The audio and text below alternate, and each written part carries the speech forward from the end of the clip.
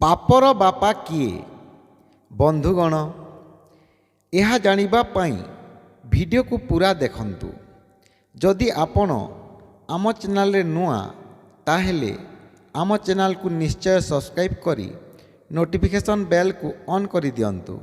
ତାହେଲେ ଯେବେ ଆମର ନୂଆ ଭିଡ଼ିଓ ଅପଲୋଡ଼ ହେବ, ଆପଣ ଏହାର ନୋଟିଫିକେସନ୍ ସର୍ବପ୍ରଥମେ ପାଇପାରିବେ। ଏକ ସମୟର କଥା, ଜଣେ ପଣ୍ଡିତ କାଶୀ ବିଦ୍ୟା ଅଧ୍ୟୟନ କରି ଫେରିଲେ। ହଠାତ୍ ତାଙ୍କୁ କେହି ଜଣେ ପଚାରିନେଲେ ଯେ, ପଣ୍ଡିତ, ଦୟାକରି ଗୋଟିଏ ପ୍ରଶ୍ନର ଉତ୍ତର କହିଦିଅନ୍ତୁ ଯେ ପାପର ବାପା କିଏ?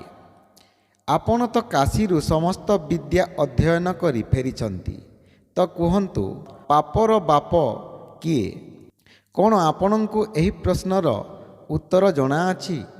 ପ୍ରଶ୍ନ ଶୁଣି ପଣ୍ଡିତ ବହୁତ ଚିନ୍ତା କଲେ, କିନ୍ତୁ ତାଙ୍କ ମନରେ ଏମିତି କିଛି ଆସୁନଥିଲା।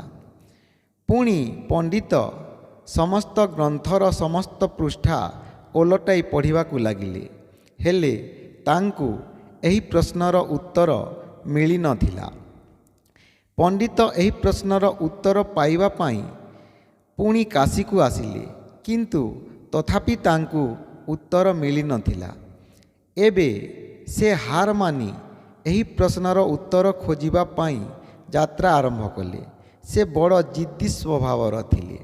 ପଣ୍ଡିତ ନିଶ୍ଚୟ କରିନେଲେ ଯେ ଏହି ପ୍ରଶ୍ନର ଉତ୍ତର ମୁଁ ନିଶ୍ଚୟ ଖୋଜି ବାହାର କରିବି। ଅନେକ ତୀର୍ଥଯାତ୍ରା କଲେ ଏବଂ ଅନେକ ବିଦ୍ୱାନଙ୍କ ପାଖକୁ ଗଲେ, କିନ୍ତୁ ତାଙ୍କ ମନକୁ ସନ୍ତୁଷ୍ଟ କଲା ଭଳି ଉତ୍ତର ମିଳିଲା ନାହିଁ। ତାପରେ ସେ ଗୋଟିଏ ସହରରେ ବୁଲୁଥିଲେ। ସେଠାରେ ବିଳାସିନୀ ନାମକ ଜଣେ ବେଶ୍ୟା ମିଳିଲା, ଯିଏକି ଝରକାରେ ବସିଥିଲା। ତାର ଦୃଷ୍ଟି ସେହି ପଣ୍ଡିତଙ୍କ ଉପରେ ପଡ଼ିଲା। ତାପରେ ସେ ବେଶ୍ୟା ନିଜ ଦାସୀକୁ କହିଲା, ଯାହା ଜଣାପଡ଼ୁଛି ଏହି ପଣ୍ଡିତ ବହୁତ ବଡ଼ ବିଦ୍ୱାନ ଅଟନ୍ତି, କିନ୍ତୁ ସେ ଉଦାସ କାହିଁକି ଜଣାପଡ଼ୁଛନ୍ତି? ତୁ ତାଙ୍କ ପରିଚୟ ଖୋଜି ଟିକେ ବାହାର କର।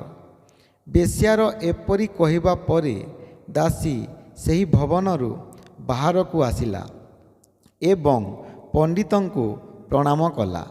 ଏବେ ପଚାରିବାକୁ ଲାଗିଲା ଯେ, ମହାରାଜ, ମୋର ମାଲିକାଣୀ ପଚାରିବାକୁ କହିଛନ୍ତି ଯେ ଆପଣ ଏତେ ଉଦାସ କାହିଁକି? ପଣ୍ଡିତ କହିବାକୁ ଲାଗିଲେ, ନା ମୋ ଦେହରେ କୌଣସି ରୋଗ ଅଛି, ନା ମୋତେ କୌଣସି ଧନର ଇଚ୍ଛା ଅଛି। ମୁଁ ଯେଉଁ କଥା ପାଇଁ ଉଦାସ ଅଛି, ଏହାର ଉତ୍ତର ତୁମ ମାଲିକାଣୀ ପାଖରେ ନାହିଁ। ଏଥିପାଇଁ ସେ ମୋର ଉଦାସତାକୁ ଦୂର କରିପାରିବେ ନାହିଁ, କାହିଁକି ନା ଏ ହେଉଛି ଶାସ୍ତ୍ରର ପ୍ରଶ୍ନ। ଦାସୀ କହିବାକୁ ଲାଗିଲା, ଯଦି ଆପଣଙ୍କ କିଛି ଅସୁବିଧା ନ ହେବ, ତ କ'ଣ ମୁଁ ଆପଣଙ୍କର ଏହି ପ୍ରଶ୍ନ ଜାଣିପାରିବି? ପଣ୍ଡିତ କହିଲେ, ହଁ, କାହିଁକି ନୁହେଁ। ଏ ମୋର ମନକୁ ଚିନ୍ତିତ କରୁଥିବା ପ୍ରଶ୍ନ ଅଟେ ଯେ ପାପର ବାପ କିଏ?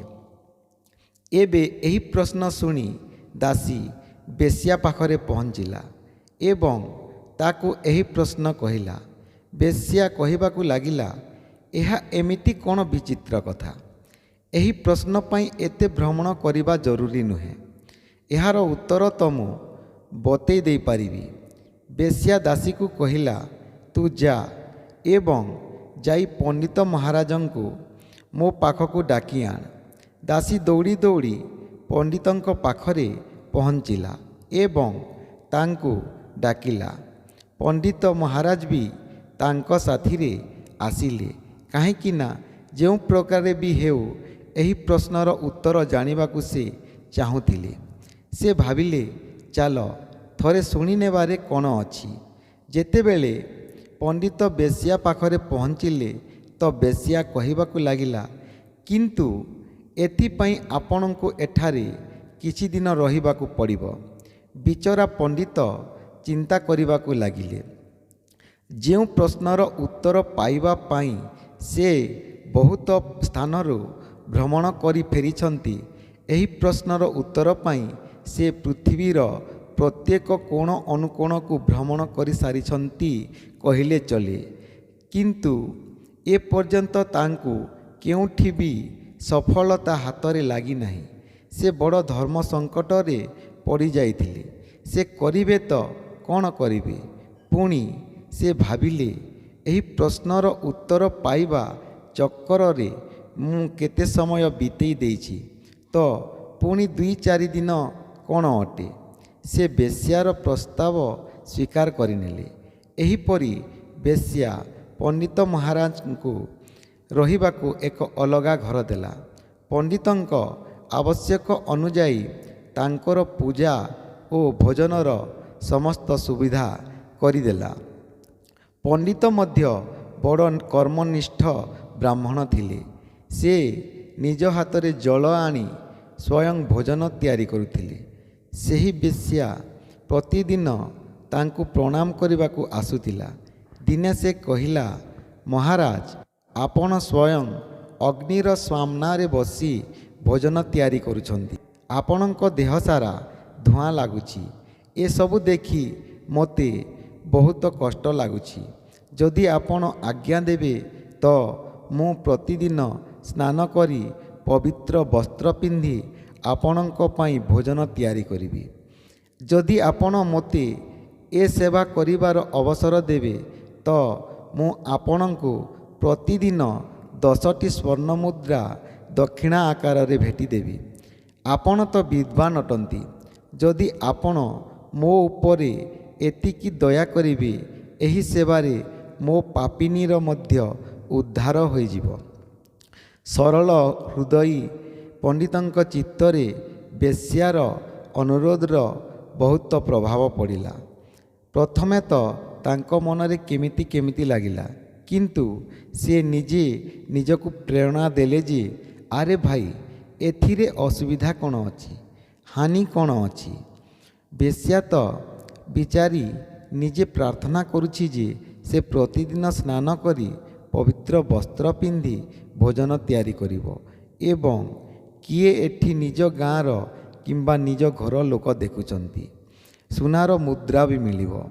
ଯଦି ଦୋଷ ବି ଲାଗିବ ତ ପରେ ପ୍ରାୟଶ୍ଚିତ କରିନେବି। ଏହି ପ୍ରକାରେ ପଣ୍ଡିତ ବେଶ୍ୟାର ପ୍ରସ୍ତାବକୁ ସ୍ୱୀକାର କରିନେଲେ। ଏବେ ତ ବେଶ୍ୟା ଭୋଜନ ରାନ୍ଧିଲା। ବଡ଼ ଶ୍ରଦ୍ଧାରେ ସେ ବ୍ରାହ୍ମଣଙ୍କ ପାଦ ଧୋଇଲା। ସୁନ୍ଦର ଆସନ ବି ବିଛାଇ ଦେଲା। ନାନା ପ୍ରକାରର ସୁଗନ୍ଧିତ ଭୋଜନରେ ଭରା ଥାଳି ସଜାଇ ଦେଲା ଏବଂ ପଣ୍ଡିତଙ୍କ ଆଗେ ପରସି ଦେଲା। କିନ୍ତୁ ଯେମିତି ବ୍ରାହ୍ମଣ ହାତ ଦେବାକୁ ଚେଷ୍ଟା କଲେ, ବେଶ୍ୟା ତାଙ୍କ ଆଗରେ ଥିବା ଥାଳିକୁ ତାଙ୍କ ଆଗରୁ ହଟାଇ ନେଲା ଏବଂ ପଣ୍ଡିତଙ୍କୁ କହିବାକୁ ଲାଗିଲା, ମହାରାଜ, ଆପଣ ମୋତେ କ୍ଷମା କରନ୍ତୁ। ଜଣେ କର୍ମନିଷ୍ଠ ବ୍ରାହ୍ମଣଙ୍କ ମୁଁ ଧର୍ମ ନଷ୍ଟ କରିବାକୁ ଚାହେଁ ନାହିଁ। ମୁଁ ତ କେବଳ ଆପଣଙ୍କ ପ୍ରଶ୍ନର ଉତ୍ତର ଦେବା ପାଇଁ ଏସବୁ କରିଛି।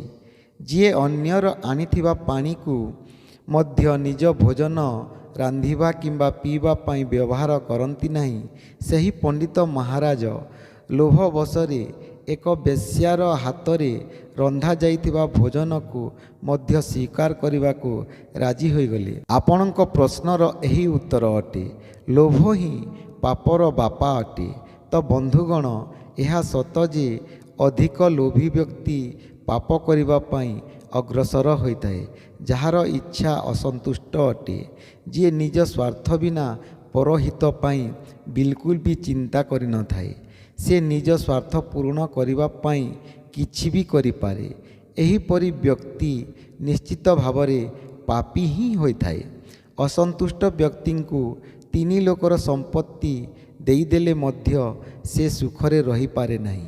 ଯାହା ମନରେ ଲୋଭର ଅଙ୍କୁର ଜାଗୃତ ହୋଇଯାଏ ତ ସେ ପାପକର୍ମ କଲାବେଳେ ଲୋଭକୁ ହିଁ ପ୍ରଧାନ ଦୃଷ୍ଟିକୋଣରେ ରଖିଥାଏ।